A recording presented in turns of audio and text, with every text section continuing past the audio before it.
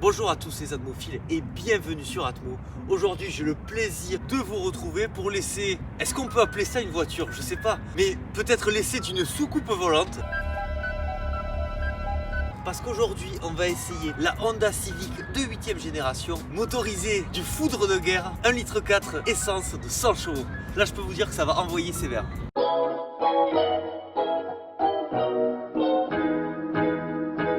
Connaît la Civic, c'est une institution automobile. La première Civic est apparue en 1972 et on a souvent tendance à dire que la référence des berlines, celle qui a un petit peu montré la voie, est la Volkswagen Golf.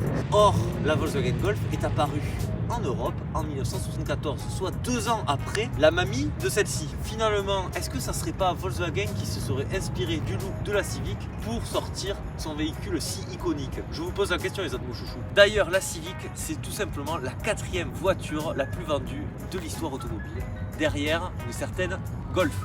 Décidément. Donc ce modèle est la 8ème génération d'une lignée qui a comporté de nombreux modèles exceptionnels comme la Civic 1 et 2 qui sont quand même aujourd'hui assez peu représentés sur notre marché. La Civic 3, elle a vraiment apporté quelque chose lorsqu'elle est sortie et je me rappelle que c'était la petite coqueluche des années 80 dans les beaux quartiers comme ce que fait la Honda i actuellement. Mais aussi cette Honda Civic de 3ème génération a connu un dérivé coupé juste mythique, le CRX, le premier CRX, assez incroyable. Ensuite, la Civic 4G. La 4G, c'est elle qui a vraiment mis Honda sur un piédestal parce que elle a eu des moteurs légendaires, notamment les versions les plus puissantes étaient affublées d'un VTEC allant jusqu'à 150 chevaux. Pour l'époque, c'était assez démoniaque. En plus de ça, sa variante coupée, la CRX 2ème génération, c'est aujourd'hui un véhicule qui coûte extrêmement cher et qui est très sympa. D'ailleurs, si vous en avez une, n'hésitez pas à me contacter. On arrive à la Civic 5ème génération, peut-être ma préférée. Je trouve qu'elle était vraiment très harmonieuse et très réussie. Là, on partait avec un moteur encore plus mythique, le VTEC décliné en 160 chevaux. Sa variante coupé cabriolet, la CRX Del Sol, aussi mythique. D'ailleurs, j'ai essayé ce véhicule, n'hésitez pas à aller le voir sur la chaîne, il va s'afficher par là. Et ça, je peux vous dire que c'est un sacré moteur, avec une zone rouge qui sera difficilement atteinte, tellement elle est haut perchée. Regarde-moi ce compte tour là. Putain de merde.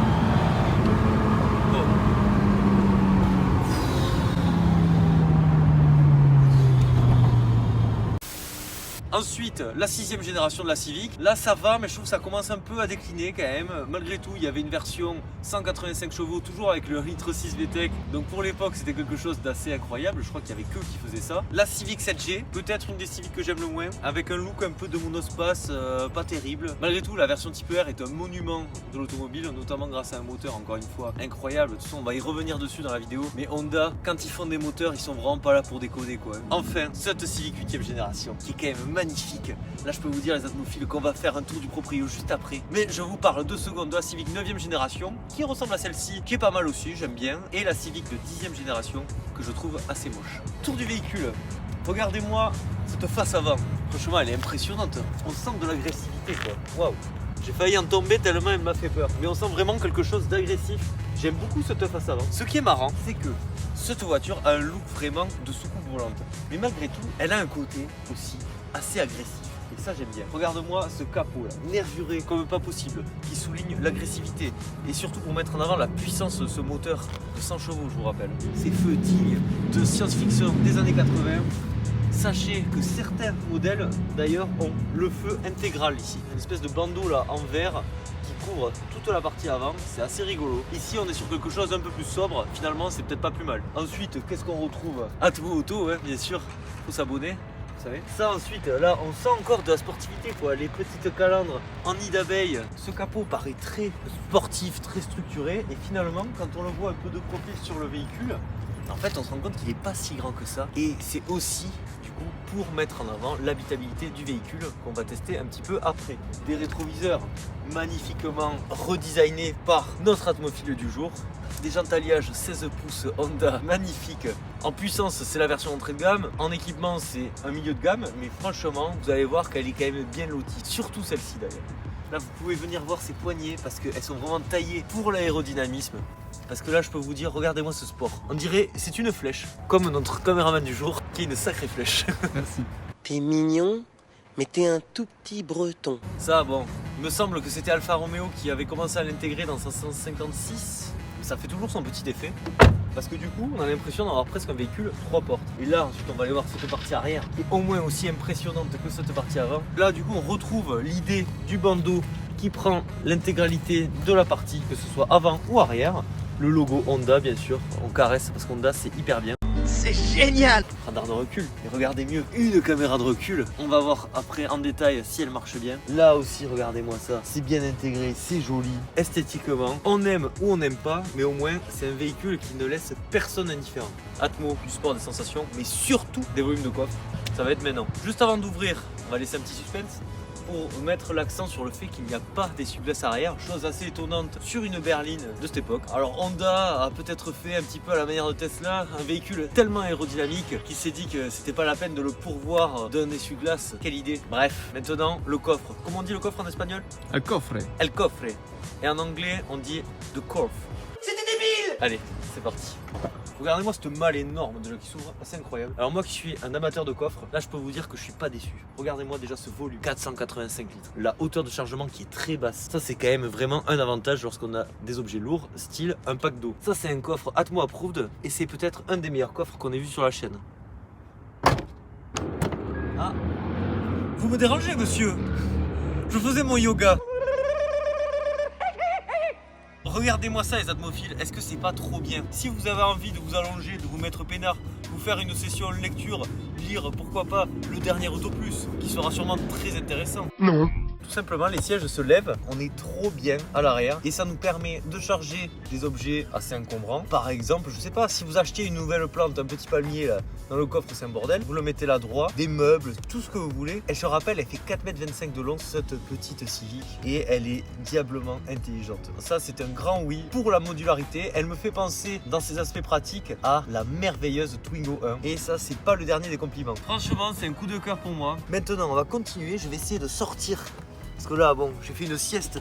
Parce que ça peut faire appartement et tout, quoi, cette voiture, c'est fou. Une ouverture de ministre, quoi. À 90 degrés, c'est quand même incroyable. Des sièges au moelleux, vraiment qualitatifs. Non mais, pourquoi les ministres roulent-ils en Velsatis aussi? Regarde les petits détails. Bling bling en or. Ça, c'est pour le côté Need for Speed Underground 2. C'est assez rigolo. Là, vous avez un petit vide-poche. Et même, notez le soin apporté à ces contreportes, qui, je trouve, sont pour le moins assez réussis. Vous pouvez mettre une petite canette, une petite bouteille. Là, ça, c'est joli. Regardez. C'est une voiture bien construite et de manière surtout intelligente. Et ça, on en voit de moins en moins des voitures construites de manière intelligente, surtout chez ces satanés SUV qui sont de plus en plus gros et imposants et avec le moins d'espace possible à l'intérieur. C'est vraiment pas gentil. Allez venez. Donc là on est encore une fois dans une soucoupe spatiale. Je sais pas ce qu'ils ont maté avant de faire les plans de cette voiture, mais c'est quand même assez incroyable. Face à moi, vous allez pas pouvoir le voir parce que c'est un compteur en 3D sur une voiture qui est sortie, je rappelle quand même de base en 2006, qui va afficher les informations principales, à savoir le tour minute, consommation, température moteur. Au-dessus nous avons la vitesse et ensuite là nous avons un autre petit ordinateur de bord. Donc en gros on a plein de petits écrans éparpillés par-ci par-là, sans compter celui-ci qui est un énorme bloc mais qui n'est pas d'origine. C'est vraiment sympa ce design là.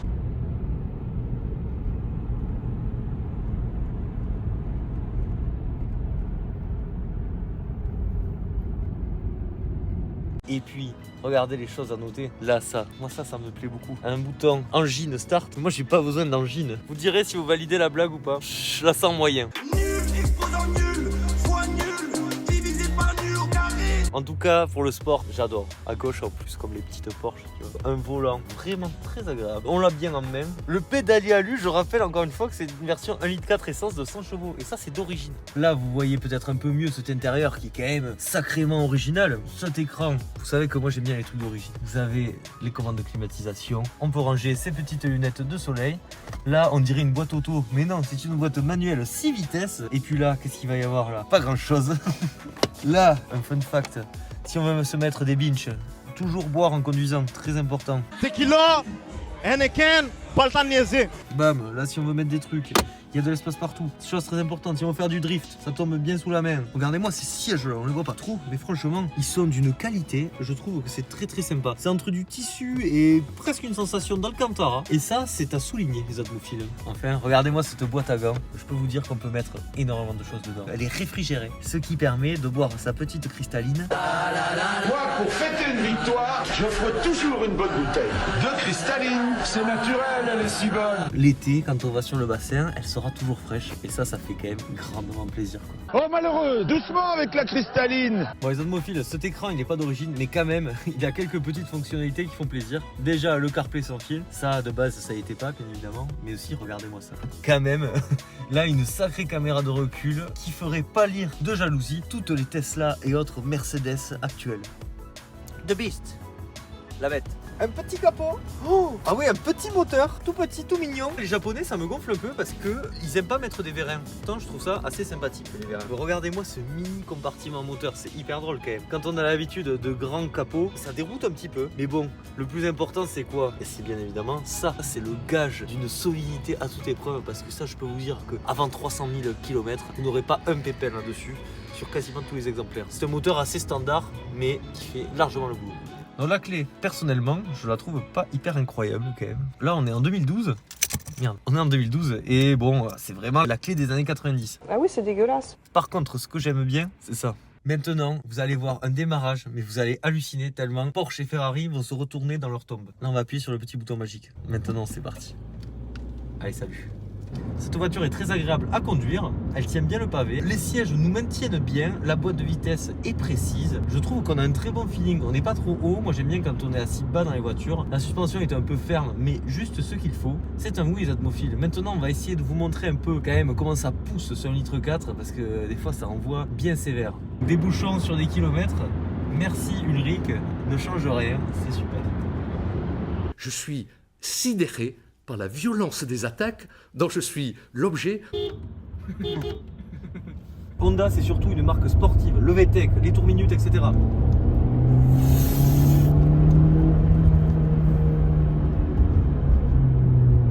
Là, j'ai le pied au sol. Là.